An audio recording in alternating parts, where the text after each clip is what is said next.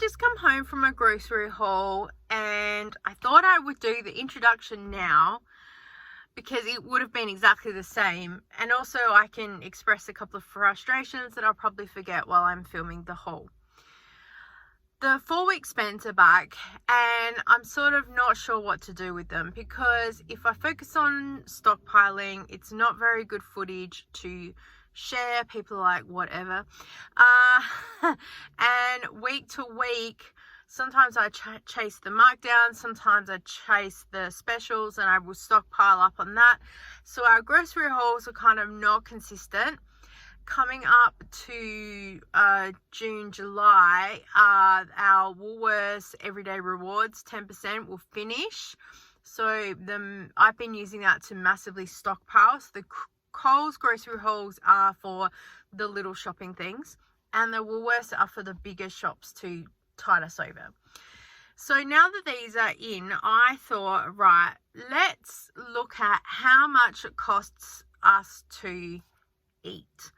Because we're pretty solid in our vegetarian journey right now. And yes, we use plant-based alternative meat things, but it's a safe option for us, so we're going to use it. I'm not going to apologize for it. It is what it is. And as I said in the very first video that I did, we are learning along the way. My daughter cannot eat lentils, chickpeas, broad beans, baked beans, green beans, green peas, like lots of stuff. She has a lot of texture issues to food, so we are stuck with very basic things. So we do the best that we can with what we can. There are anxiety around food and some allergies and other bits and pieces too. I feel that we are doing very well for where we're at, and I share our journey because there are other people that might be in the same boat. I couldn't find anyone the same as me. And when I said about vegetarian, everyone kept sending me recipes with chickpeas, which is something else that none of us eat. So that just seems to be the default. Oh, chickpeas. So we have had to have a big learning curve along the way. Some of the plant-based foods are expensive, and when I find them on a markdown, I'll pick them up. Haven't got any markdown things today, because also I was looking at what would a normal food shop kind of look like to feed the vegetarian in the household. The offer was spend $50 or more for 4 weeks for the flyby spend. We did have a bonus offer to spend $70 to get a bonus 2,000 points. So I took the $70 offer to add in a couple of things. I will share the haul with you now, and also run through who, what, where, how, because not everything will get eaten this week. So we're trying to plan and get a gist and an idea how it all runs. There are, of course, no eggs. I was banking on getting some eggs. I can't bank on getting them at Coles because they're like $11 for a carton. So I'm going to have to go elsewhere. I will factor that into the cost. Unfortunately, I can't have that as a Coles flyby spend. It is what it is. We'll shop in other ways.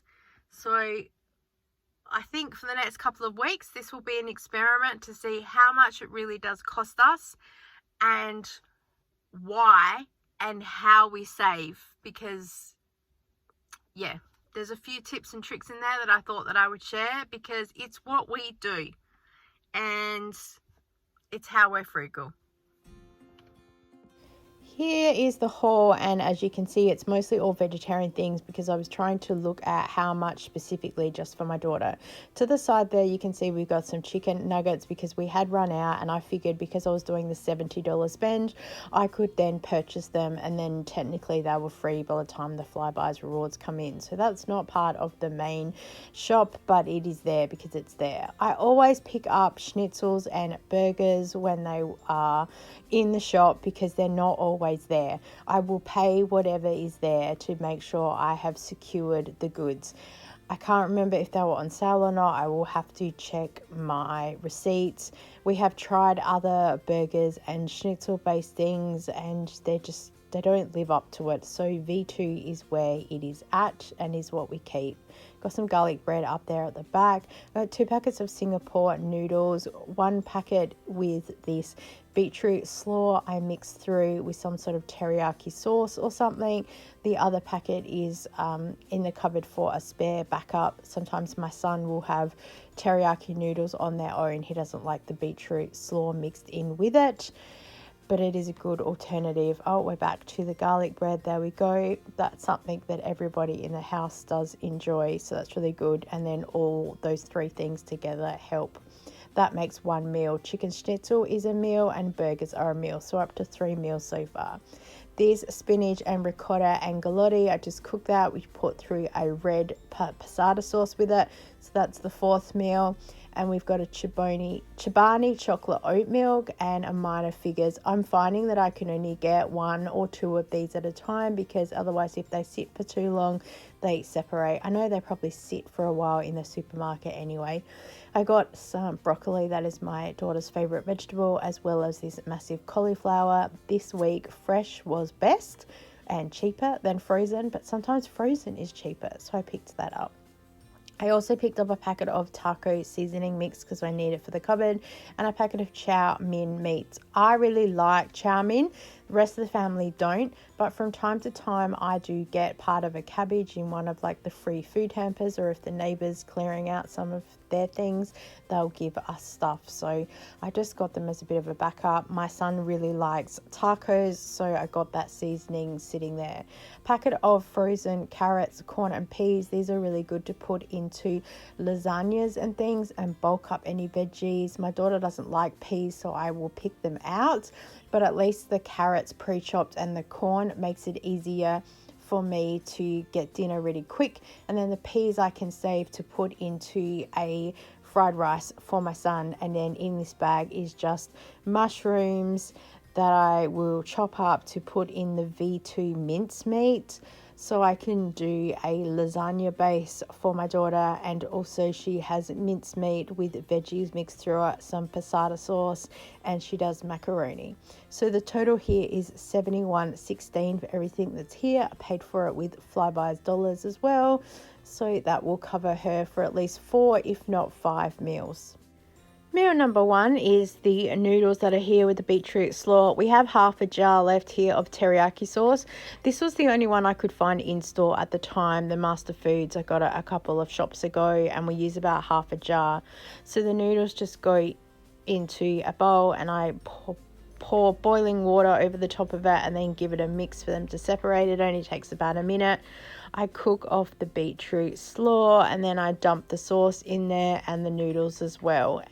For my son, I just cook the noodles separately and put the sauce in there and mix it through. It makes 2 servings for him, and my daughter's, it makes about 2 to 3 serves. It just depends how many she has. Crustless quiche is another popular item that my daughter likes to have. Homemade chips and veggies.